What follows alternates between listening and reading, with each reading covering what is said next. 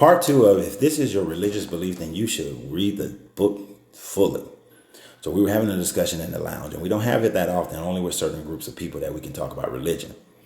But one gentleman who is a pastor, who is open to these kinds of discussion, was explaining after we talked about marriage that slavery in the America was white people's Christianity, that it wasn't the way that the Bible talks about slavery, that slavery was indentured servitude, and that you were not supposed to abuse the slaves in a such manner. Well, I said, no, you're absolutely incorrect. And for those of you who always complain about chapter and verse, which shows me that you don't read your book, or when you do read it, you gloss over these things.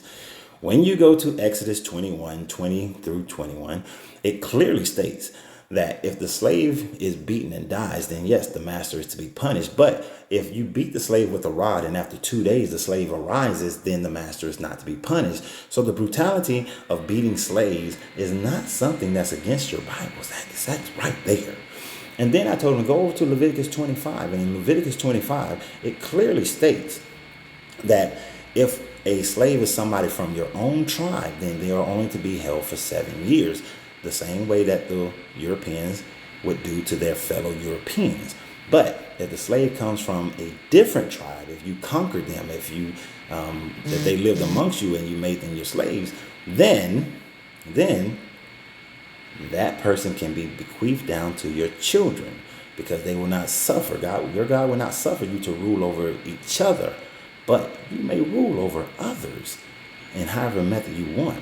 We further talked about how throughout Numbers and Exodus and other places where you are able to conquer another land, kill the men, kill the women, kill the young men, kill the young women who have not known a man, but for the young virgins, take them and make them your wives. So through the marriage of raping and taking of young virgin girls, you pretty much made them slave wives through your sexual acts. This is not something I'm making up. This is something that's in your book. The problem is that most people who believe in a book don't read the book.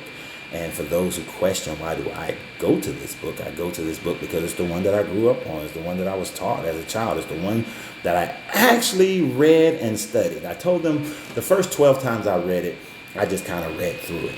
But it was after that I started actually digging into the information and going into the research of it. And in that research, it caused me to walk away from it, because I see these things, I saw these things, and I could not bear these things to say that this would be a good God. There were further conversations that we had in there, but you have to come to the lounge with that certain group in order to have them. But read your entire book and understand it.